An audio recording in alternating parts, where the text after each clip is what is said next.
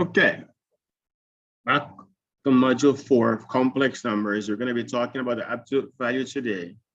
And we're going to pick up at conjugation because we left that out in the last class. So let's get going. So we're going to be talking about conjugates. Okay, so let's take a look at Z1 being equal to 3 plus 4i. Okay, so the conjugate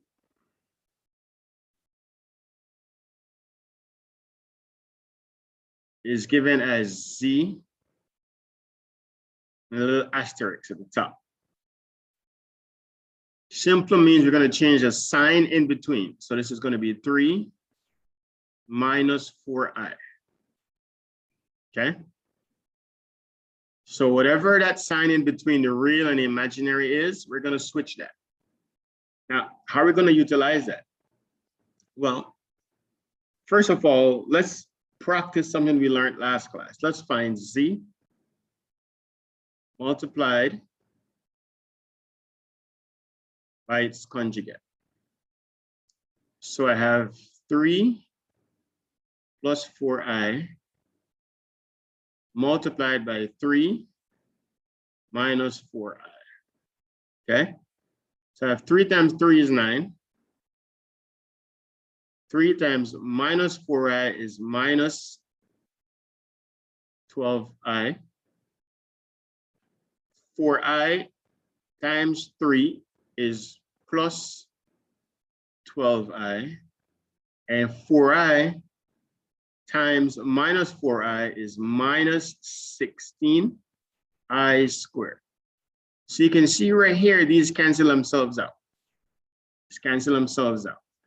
So what I'm left with is 9 plus 16. How do I get plus? Because I squared is -1, so it's -1 times -16. Hence, this is 25. All right, now remember that right there. We're going to be utilizing that soon. To find the absolute value, of this right here, meaning the absolute value,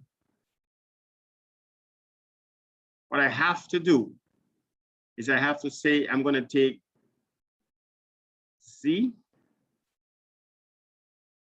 multiplied by its conjugate and take the square root of the result. So since I already did this part, right here, okay, I can now go ahead and say this is a square root of 25.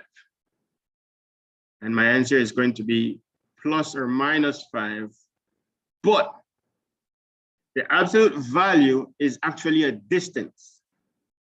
It's actually a distance in this case. And so I'm going to take only the positive value, okay? And that distance is actually the distance from the point to the origin. So once we graph this stuff, right, it's representing that distance, okay? So later on, in a different course, we're going to learn how to plot these points. And so when we find absolute value, we're actually finding the distance from the origin. So the fact that it's a distance means we can't take the negative value. And so universally speaking, absolute value is the positive value. Okay, so let's try another one. Go ahead and find the absolute value of Z where Z is equal to 2 minus 3i. 2 minus 3i. Okay, so remember the absolute value is equal to Z multiplied by its conjugate, all underneath the square root sign. Okay, so you have to find then the conjugate. So that's going to be 2 minus 3i multiplied by 2 plus 3i And again, this is all underneath the square root sign. All right. So what you're going to have here is 2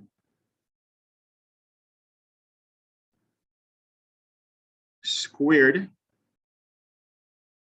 which is 2 times 2. Let me go ahead and just put in that 4 in there. I'm going to have 4 plus 6i minus 6i minus 9i squared. And again, this is all. So this becomes 4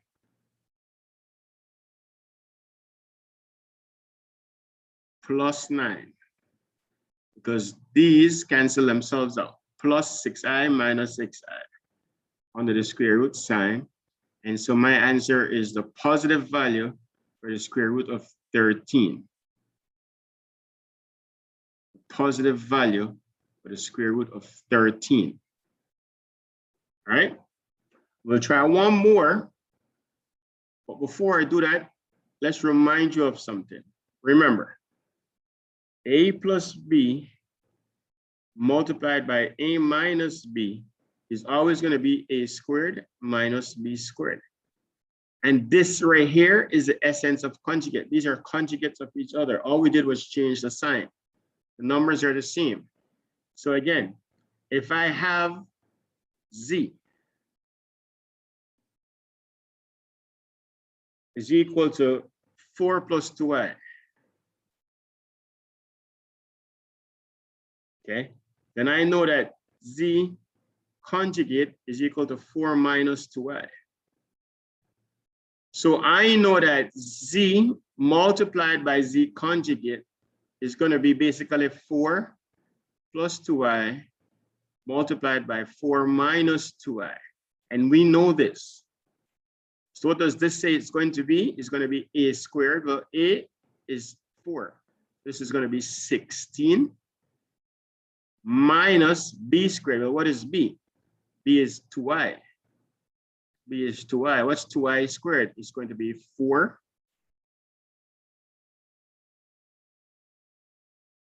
I squared. So this is going to be 16 plus 4.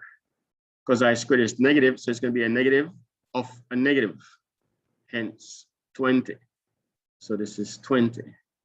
Hence the absolute value of z is equal to the square root of 20. Now you could break this down further, right? As we learned earlier, we could say this is the same thing as the square root of 4 times the square root of 5.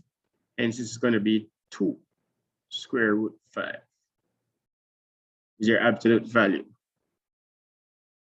All right.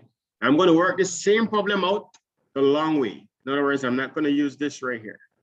Okay, just to show you, right? So 4 plus 2i is what we're working with for z. Z is equal to 4 plus 2i, and you're asked to find the absolute value.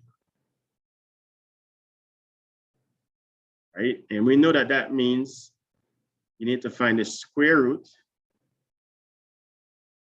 of z multiplied by its conjugate, which means 4 plus 2i multiplied by 4 minus 2i. So this is 4 times 4 is 16.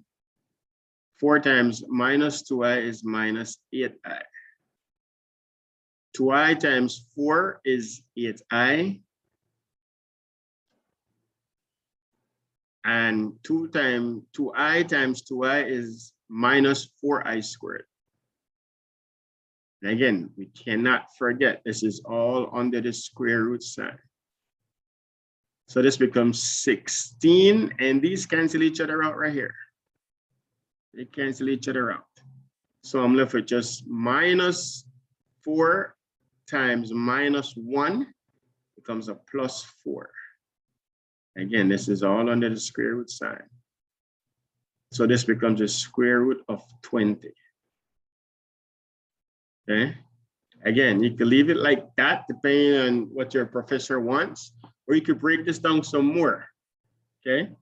If you break this down some more, what we're gonna get is that square root 20 is actually equal to the square root of 4 multiplied by the square root of 5. 4 times 5 is 20. Square root of 4 is 2 multiplied by the square root of 5. So this is the same thing as this. This version here is more simplified, but that is your answer. And that's where we'll stop for this session.